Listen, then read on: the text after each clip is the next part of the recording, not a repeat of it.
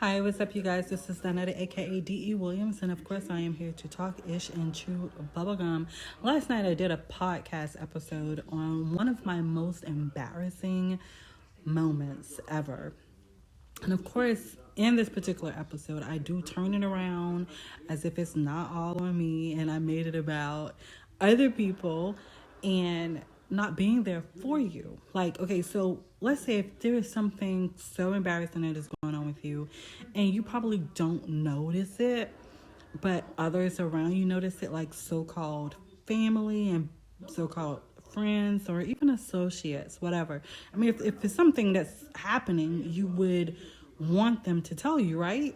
Or is it just me? I mean, do you want them not to say anything and you just keep going on and keep embarrassing yourself and like really letting this shit like drag on and you don't even know what they're talking? So I've been in a slump. That means no energy. I had a lot planned this past weekend to get some things in order in my house, and that didn't happen due to unforeseen circumstances and just no energy, mentally drained, physically drained.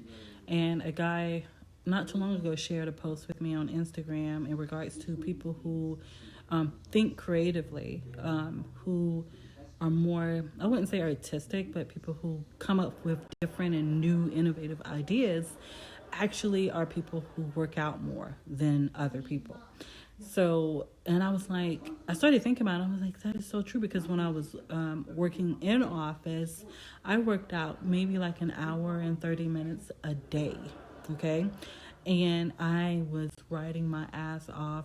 I completed my whole screenplay for Foxy and Brown, and I started this screenplay. So I need to get my ass back in motion. Getting back into exercising more, even if it's high intensity workouts, I need to really start doing that. I know that I've been experiencing anxiety attacks. And I thought at first they were panic attacks, but I really believe that they're anxiety attacks. And I felt like my heart was racing. I don't remember if anybody remember Metabolife. Was it Metabolife? But I remember when I used to take those, I used to be so, I mean, I'm like, I gotta go work out. I gotta go work out.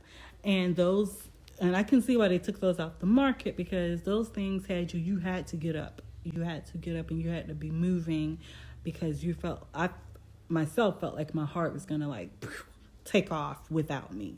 Okay, so that's how I felt a couple of nights now, repeatedly.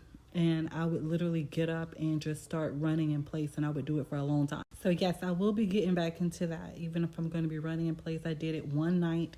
It was like 2:00 in the morning, like 2ish, and I just ran in place for like, I think it was almost 10 minutes.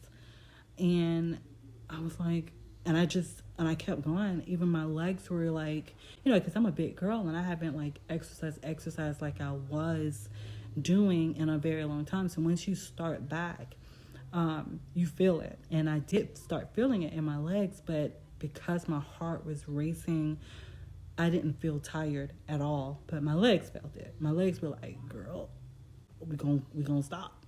And you gonna keep going. But that's how I felt. I'm like, oh my God, what the fuck?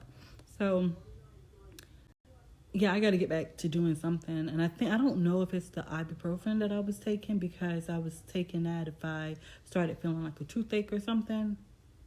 I just don't know where I feel or what I feel about being, getting back into the so-called influencer page. I know when I first started out on YouTube, when there wasn't that many people doing it, I was getting a lot of viewers and I gained most of my followers then. And then I stopped. I always do that. Just like when I was on TikTok, I would have a lot of followers and get a lot of likes, and then I would stop. And then now, I don't get that same opportunity that I did before.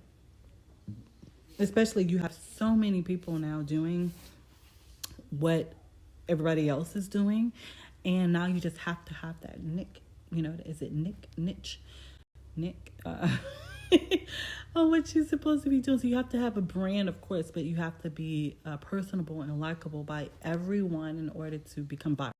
because social media is really hard to get into, and I'm not the type of person to flaunt myself as far as my body. And I see a lot of full-figured women, BBWs doing that a lot, either with fashion, lingerie fashion, and them being so confident in themselves, then they give off that particular aura to everyone else, and then their audience love them. If there is men and women that looks like them, that like the fact that they are so confident in themselves, because that makes them feel, okay, she's doing it, and she's beautiful, and I'm her size, I'm her weight, I can do it too, and I can feel, just as beautiful. So it motivates other people. That's not me. I'm the jeans and t-shirt type of girl. No makeup. That's me. And that's not what's trending at all. I mean, everybody is like just glamored up, face beat, eyelashes. I mean, no. I'm using a filter. This is the best that you're going to get. And that's what I'm not like someone that wants to put on makeup or beat her face up and wear eyelashes and wear these cute clothes and all of this. I want to. I might, I don't know if that would. I want to be more colorful. So I am on a rainbow looking at clothes to change into and kind of become a little bit more colorful. I want my wardrobe to start transitioning into a different period it'll be like a colorful makeover. I just don't know if being a writer is a part of the social media heightened phase of influencers. As a writer, I don't need to be like so out there, right? I mean, you don't really see people, the writers of like these screenplays and stuff, you don't really hear from them, right? I mean, you hear from the directors and stuff, but do you actually hear from the writers, the people who write screenplays? And I don't think so, right? I mean, we're kind of like, I'm a true introvert, unlike Keanu Reeves does his like interviews and stuff, and that's how you get to know him from when he's promoting his movies. It is kind of sad because I don't know who a lot of writers are. Ryan Coogler, I believe is his name, and he's the one that did Fruitvale Station, I guess wrote that, and he worked on Creed, Black Panther. Wow, okay, so that's a black writer. And of course, then you have people that I admire from the old days, like Robert Townsend. And of course, you got Issa Rae. Oh my God, Awkward Black Girl. Yes. Oh my God, they did a showing of that not too long ago on YouTube. That was my shit. So when she came out with Insecure, yes. And of course, you have Tyler Perry, Spike Lee, John Singleton, and of course, the Wayans. And that's probably why I haven't become a known writer, because I swear to God, I have to always look up writers. I'm not like even into that world of knowing who the screenwriters are. Like, come on. I know you got the Wayans, you got like Robert Townsend. We had, rest in peace, John Singleton. Of course, we have like Spike Lee. And I know we have some new writers. This particular guy, Ryan Coogler, he was on he did the Black Panther, or was working with the Black Panther, Creed. He did Fruitvale Station.